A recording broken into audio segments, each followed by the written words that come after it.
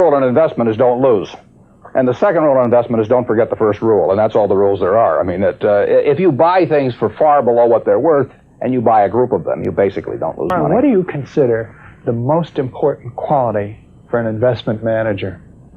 It's a temperamental quality, not an intellectual quality. You don't need tons of IQ in this business. I mean, you have to have enough IQ to get from here to downtown Omaha, but you do not have to be able to play three-dimensional chess or be in the top leagues in terms of bridge playing or something of the sort. You need a stable personality. You need a temperament that neither derives great pleasure from being with the crowd or against the crowd.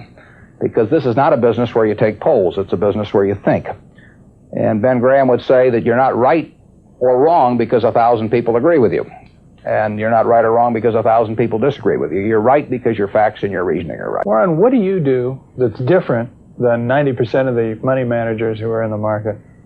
Certainly most of the professional investors focus on what the stock is likely to do in the next year or two. And they have all kinds of arcane methods of approaching that. But they do not really think of themselves as owning a piece of a business.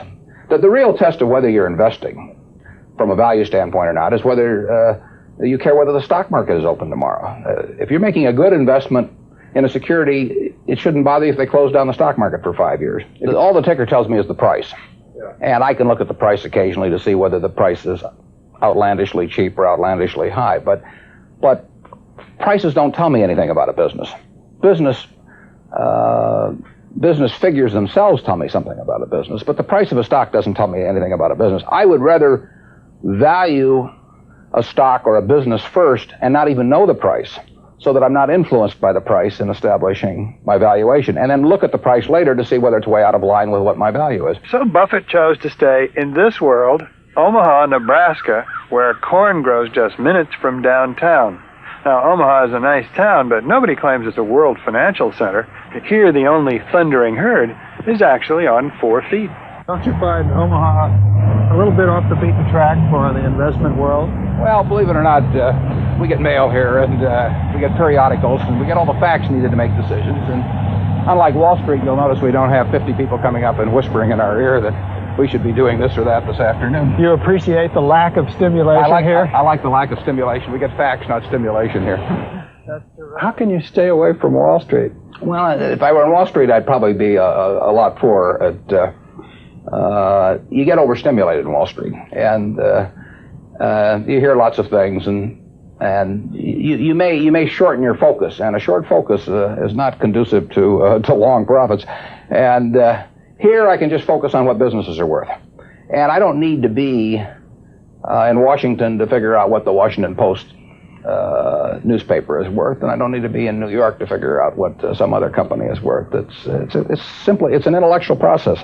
And the less static there is in that intellectual process, really the better off you are. What is the intellectual process? The intellectual process is defining your area of competence in valuing businesses, and then within that area of competence, finding whatever sells at the cheapest price in relation to value.